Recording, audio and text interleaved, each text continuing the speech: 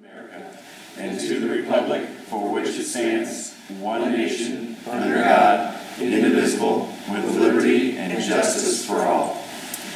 Thank you. Madam Clerk, would you call the roll? Mr. Ayr? Present. Mr. Boyce? Present. Mr. Hampton? Here. Mr. Johnson? Here. Mr. O'Connor? Here. Ms. Rowland?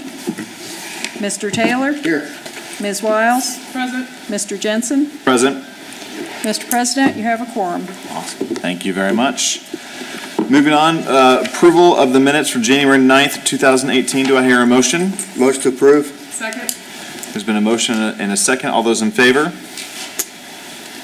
8-0. Approval of the agenda for tonight's meeting. So moved. Second. We have a motion and a second. All those in favor? 8-0. Petitions or comments by citizens who are present. Mr. Corbett, I know that, would you like to speak now? Sure. Awesome. The birthday man, come on up. Mike Corbett, state your name and your address as well. Mike Corbett, 498 South 10th Street. I appreciate you giving me just a couple minutes here. I wanted to comment on INDOT's project for SR 32 out on the west side, on the other side of the river. I went to a public meeting a couple of weeks ago. Councilors Jensen and O'Connor and Taylor were there as well. They want to add lanes in front of the old Noblesville Square and Walgreens and essentially take the 5 lanes of traffic that is out in front of Federal Hill Commons right now and move that all the way down to enlarge the street all the way down to Cicero Creek. I wrote my comments down, so I'm trying to keep to the 2 minutes here. Afterward, I spent about a half an hour talking to their communications manager, Christopher Myers, and I asked him if they take into account the city's plans when they come up with these projects, and he said they do, and they plan to talk to the city soon. They might have already done that by now. I asked if he's aware of the Pleasant Street plans, and he said he is, but that's a long-term project, and he's concerned about the next few years. I asked him if they ever build trails as part of their projects, and he said they don't like to, but sometimes they will. In this case, they're not planning on a trail, but they are going to build some sidewalks as part of the project. I believe INDOT's plans are completely counter to the city's plans for the west side of the river, and that we ought to object strenuously to what they are planning on doing there. As I understand it, we want to extend our downtown to the west, embrace the river, and make Federal Hill Commons more walkable. If that's the case, State Route 32 needs a redesign next to the park. It needs to be more like it is next to the courthouse square. But INDOT doesn't plan to do that. It plans to extend those 5 lanes of traffic further west. As you know, park accessibility is a problem. 32 is just too wide immediately west of the bridge. Makes it difficult for families to reach the farmers market and other events that are going on in the park if they're parked in the old Kahlo lot. A wide road, 5 lanes, invites drivers to go fast on that stretch, especially considering they're coming down a hill from the west. It's a nasty road for pedestrians, needs to go on a road diet. At one time it was a fast way out of the town, but that's not what it is now. The road needs to conform to what we've built there. The INDOT designer actually told me that the solution is to put a police cruiser there to remind people to go slow. That's what he said. Yeah, that's the answer. I don't think that is the answer. I think the answer is to design the road for the environment that it's in, and that road now is adjacent to a park.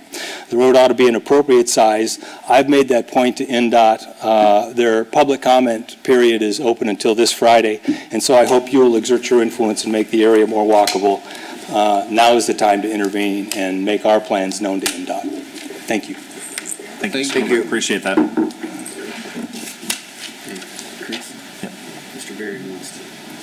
Does Mr. Beer would like to comment on that or no? No? Okay. We will move on then to the mayor's report to council.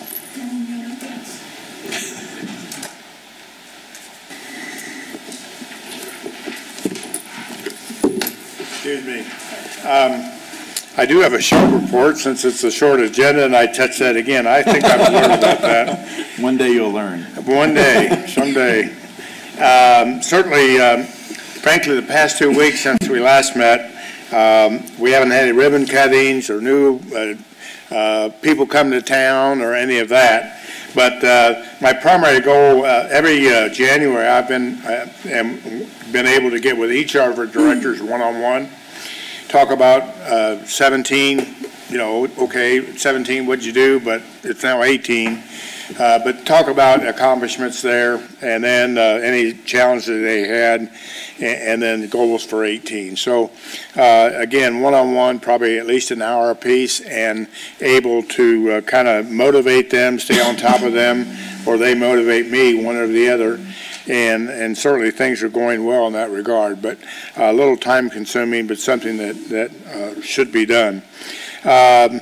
The lunch tomorrow, State of the County by Commissioner Dillinger, probably his 24th, I don't know what number it is, but anyway, that's it for my official report. I do have a call in to the NDOT Commissioner, so I will take all of that, put that on, question him actually on what's happening there. Thank you, Mr. Corbett, for that actually. Any questions of me? Thank you. We'll move on. Council committee reports. Mr. Ayer? Roads Committee met January 19th. Mr. Hampton, Mr. Jensen, myself were present, along with Evelyn Treasurer, John Berry, Street Commissioner, Patty Johnson, and Robert Harrington. Several items on the agenda. I'm just going to highlight a few of them. Resolution to acquire right-of-way, that's on the agenda this evening, and so it'll be talked about. Internet microstations, there have been 5 permits issued. Out of those 5, they've installed those little mini cell towers in different locations from what they were permitted to install them in. Mr. Jensen's comment, and I think it's well stated that we need to start documenting this to start showing what these abuses are doing to the community. Our way, maybe through the state legislature, to amend the statute. East-West Corridor Project, Pleasant Street. Design should be completed at the end of January, sometime in the middle of February. Then Mr. Berry will be meeting with some federal officials concerning environmental aspects, and then it will roll out to the council and the public probably sometime in March. Midland Trace Trail tree clearing for Phase 2 was postponed due to weather, but we'll proceed as soon as conditions improve. Riverwalk, the design's 80% complete, and that's from Riverside Cemetery to Southside Park. Once design's complete, then they will let the project for bid. Levee Trail, design works complete, be submitted to the County Parks Department and Citizens Energy Group for final review and approval. MPO roundabout projects, all those projects are progressing. They've settled quite a few of the land acquisition, but there are a few that they're having some problems with. Borg Warner, the project's completed. Bowden Road, Finch Creek Park area, the construction on the field house is behind schedule, so the improvements to Bowden Road will be added to the site work project. Logan Street pedestrian bridge, the project is in design phase, and that's all I have. Ms. Wiles? I have a question about the cell towers. Yes. If they've been built in a place that wasn't permitted, are they going to be moving them? Please. Mr. Beery? It's something that's happened within the last couple of weeks. It, for whatever reason, it boomed in the legislature again, and then we had a rash of those permits, and then post-inspection showed, I think, one utility company built a good percentage of theirs not in the locations they were supposed to, so it's more than likely going to go to enforcement. We try to be proactive with those and look at the set of plans and compare them to like future thoroughfare plan right away, future planning type stuff. Within reason, we have to be careful, not, to say, well, we might build this in 50 years, but I mean, we do anything we see coming up that's on a list or in maybe our road impact study, we make recommendations, and those usually go with permit issuance. We've had a history of the one company that had the latest problems. They've kind of had a history out of state, throwing out of state contractors in and just getting permits and then just blowing through things. So we plan on going enforcement on I think it's 4 of them that were put in the wrong place. There's a lot of issues with that because contractors come into town, they somehow think telecommunications and the larger utilities think they're protected by state law that doesn't exist. I'm sorry, Mr. Howard. Also on that point, got an email from the county's lobbyist last week or the week before that there'd been a bill introduced concerning this in the General Assembly. If you remember last year, there was this deadline that if we passed an ordinance before the 1st of May, that we could somewhat limit, especially in easements for underground utilities. And other than that, they could go in about any utility easement they wanted. There was a bill to amend that drop dead date to April 15th, which was 1 day before the bill was signed last year. So again, with all due respect, when you're dealing with the General Assembly and utilities, hold on. There's 4 words that explain that, and I'll tell you those later after the meeting. So it's not over yet, and essentially they are in de facto in a position to repeal the ordinance that Carmel, the county, and I know the city of Noblesville passed. Mr. O'Connor. It's very interesting how these things happen. John, were those installs, were they anywhere where they would have been, for instance, let me give you an example, were they put on a light pole or somewhere where you'd look at it and wouldn't know the difference? No, they were individual, Were they just individual single pole, boxes? special pole installations.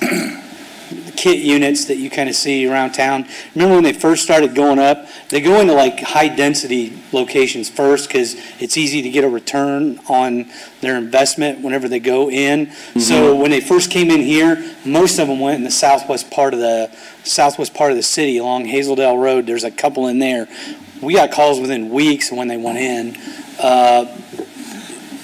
The locations, I don't have any specific committed to recollection, but from what I recall, they were mostly residential installs where instead of back outside the curb and right away, they ended up closer to the back of curb than they really should have been. And that's also like a concern for snow plows and, things like that. Not liable if the snowplow hits it, are we? I don't know the answer to that question. I think we need to get better drivers.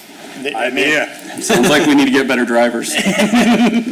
Or worse. Or inform our drivers. Less precise. Maybe. This literally just kind of happened last week, and I haven't had a chance to dig into it or really sit down with Sarah yet. Because it's one thing if it's not obtrusive and it fits into the landscape and you've got, and these things sound like they're just standalone. A lot of times, for as many times as you might hear people complain about it, some developers, our system's set up pretty simple. Show us what you're going to build, put a set of plans together, and just build what you show us in the plans. Virtually all the problems that exist with any project, something goes wrong once the permit's issued. 9 times out of 10, what was shown on a set of plans isn't built correctly or isn't built where it's supposed to be.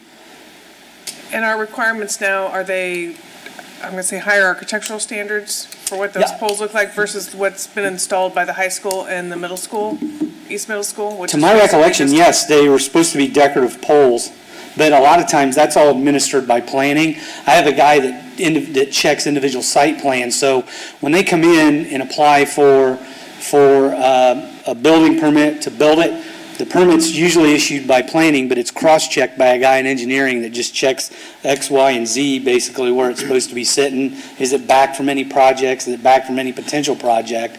And in these instances, I don't know for sure that it was in a spot where it's going to be disturbed by a project within the next couple of years. They just weren't built where they were supposed to be built, where they showed on the set of plans. Interesting. Just a quick question, and maybe for Mr. Howard. Are those plans considered a legal document? Yes. Okay.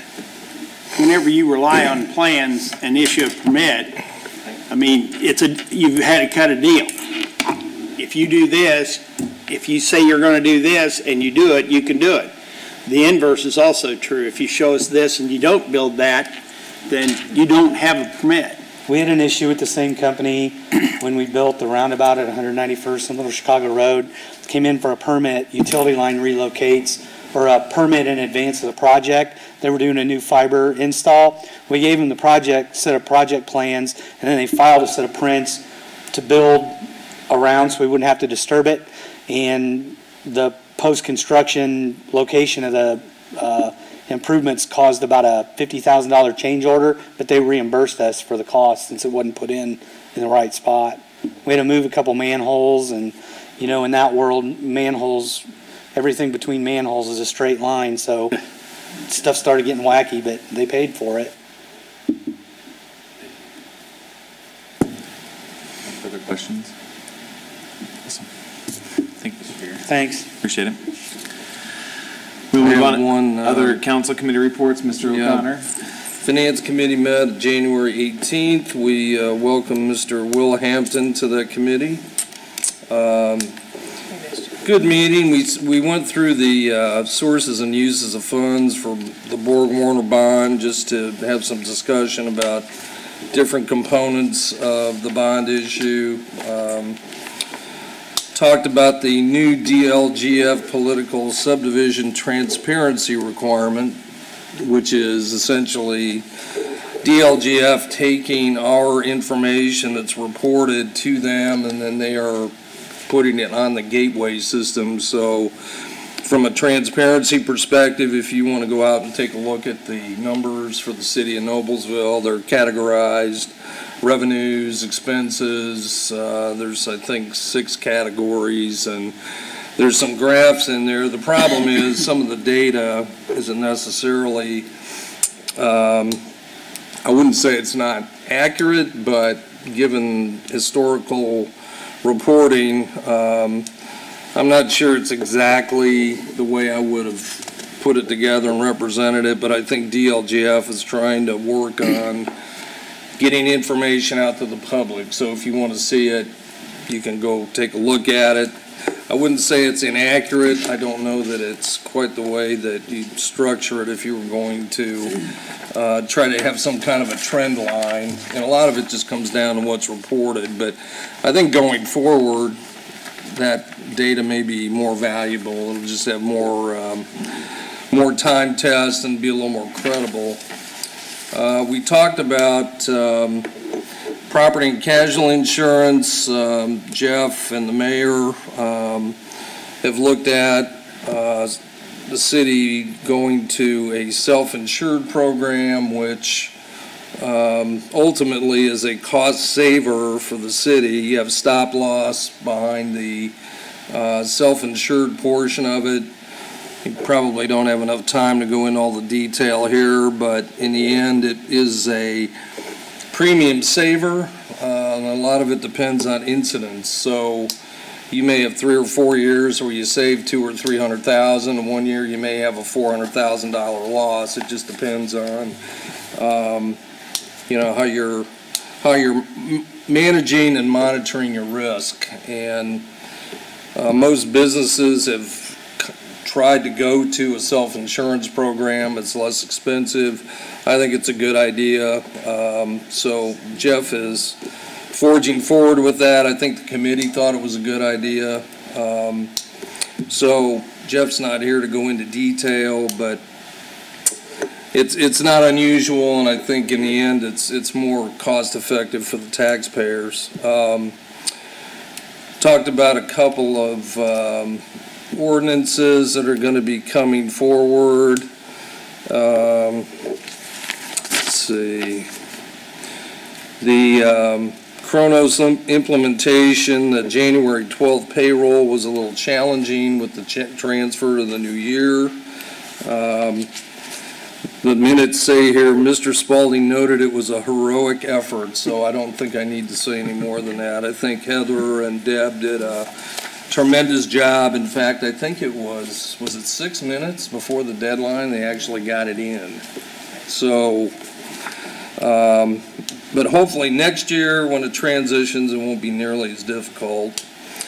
They're continuing to work on a new chart of accounts. I was going to clarify Go right ahead. that it's not, it's because of the Kronos system that was causing the challenges. It was not a staffing issue. They went through immeasurable steps to make sure that everything got taken care of in the proper time. So they did. Because as you can imagine, there's all these different sequences and different people have different deducts, et cetera, so. We haven't been on that system for a whole year yet, have we? No. Okay. So there's still a little bit of a learning curve. The new chart of accounts proceeds forward. I think they're making good headway there. That will continue.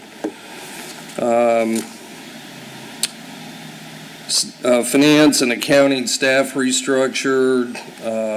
Jeff is trying to target some processes in the office to increase efficiencies. I think he's bringing someone in from the fire department to staff one of the positions in his office. The continuing to look at fleet management as a possibility with an outside vendor. And then there are a few things that are continuing forward. OpenGov is still on the radar, but we need to get the chart of accounts finished before we can actually get into that. And that was it. It was a good meeting. A lot of good information shared and making some headway on some things. And the claims come to you with a favorable recommendation. That's a motion. So I will move to approve the claims as submitted. Is there a second? There's a second. All those in favor? 8-0. Thank you. Any other council committee reports? Seeing none, we'll move on to miscellaneous number 1, council to consider resolution RC-2-18, a resolution concerning the acquisition of right-of-way for various projects. Mr. Beasley. Welcome back. Good evening. Before you is a list of, I believe, 8 parcels of land for 2 projects. The first 6 involve a culvert replacement and a potential roundabout project at the intersection of Maryland Road and Greenfield Avenue. There's a culvert underneath Greenfield Avenue that's not in very good shape that needs replaced. If we do the project, the culvert will be replaced first, and the design will be taken care of, so it's all pre-planned. We just come back, put the roundabout over later when we do it. Those 6 parcels are more than likely going to be affected by drainage improvements at the intersection. We don't have parcel descriptions yet, but we request that once the design's complete, we have the affected parcels appraised and make fair market value offers based on appraisals. The final 2 properties on your list involve a road widening at 136th Street, just west of Brook School Road. That's the boundary between Noblesville and Fishers. The roadway is under our jurisdiction. If you recall, the I-Town Church that was planned for Gray Eagle Golf Course has relocated their site and will be locating on the southwest corner of that intersection. We're in preliminary negotiations with the representatives for their project, working with Fishers. They've tentatively agreed to install passing blister and do roadway improvements along that frontage, so we won't have any significant traffic issues. We've done this in 2 or 3 locations. The Board of Works will enter into an agreement with the with representatives of the church. We'll have appraisals done, make fair market value offer once the project's designed, and acquire the land needed for the widening and some drainage improvements on the north side of the road. Can answer any questions you may have. Questions for Mr. Beery? Mr. Ayer? Regarding the I-Town Church, the reimbursement's going to come from the church, is that correct? Yes, it is. We'll do an agreement. They've already put down, they've in escrow, things got a little messed up and they got rushed and out of sequence. We've deposited $25,000 in escrow to do the appraisals and some of the legal work, the upfront work to make the offers. This is similar to what we've done in a couple of spots in town, most recently on Gray Road for Templeton Ridge subdivision. It is a public improvement. We'll sign an agreement with them that will approve their plans, will also participate in the design, and then we'll acquire the land. So they'll sign an agreement with the Board of Works, provide a performance bond for all the improvements before they get their permit, and then we'll begin acquisition. Secondly, the Greenfield, Maryland Road, notwithstanding the future roundabout, that's a legal drain, a legal culvert, correct? Yes. And I assume they have a 75-foot easement on both sides of that culvert? Yes. Why isn't the county responsible for that? They collect drainage fees up and down the road. The answer to that, the road is ours, and it's in our inventory. We have it's kind of like similar to the hierarchy of railroads and local streets. The Drainage Board is a higher authority. We have the privilege of having a roadway over their conveyance, and we must provide an adequate conveyance underneath our roadway for them to serve the public. Theirs is more of a primary use. So they're going to take responsibility for everything outside of that roadway. We have the responsibility of that. Correct. We've had preliminary discussions with them on the project. The structure may be slightly smaller than what it is, but I don't believe it's I don't believe it's going to be a bridge. It'll be a culvert. Any other questions for Mr. Beery? Mr. O'Connor? Just a couple, John. Will that be an open cut? Will the road be closed to install the culvert? We'll more than likely have to open cut that and detour down and around Promise Road. Okay. And then I think I heard Mr. Ayers say this, and he may have said it as well, but we do have a roundabout proposed in Maryland, and that is in the road impact study, and we're going to design the culvert to be able to put that in. That's a potential project we're looking at maybe moving forward in the next year or two. We need to take a look at road impact fee balances. Right now, we've got some bigger projects finishing up that we have paid for out of road impact fees. So I need to take a look at the balance before I can answer the question. We've got a couple projects we need to juggle around in the next month or so before we make some final decisions on road impact fee projects moving ahead. Road impact fee projects are typically intersections around town. because that's one that I use a fair amount, and in the summer it's a little challenging because I've got to call Patty every once in a while to go out there and cut the weeds down because you can't see to the left. So part of the acquisition will be so we can take care of that. That's all I had. Thank you. Any other questions, Mr. Ayer? I move to approve RC 2-18. I'll second that. All those in favor? 8-0. Thank you very Thank much. All right, council comments. Seeing none, we can entertain a motion to adjourn. So moved. Second? Second. Moved and second. All those in favor say aye. Aye. Opposed? Peace be with you. There you go. Glad you could see my arm. Did you see how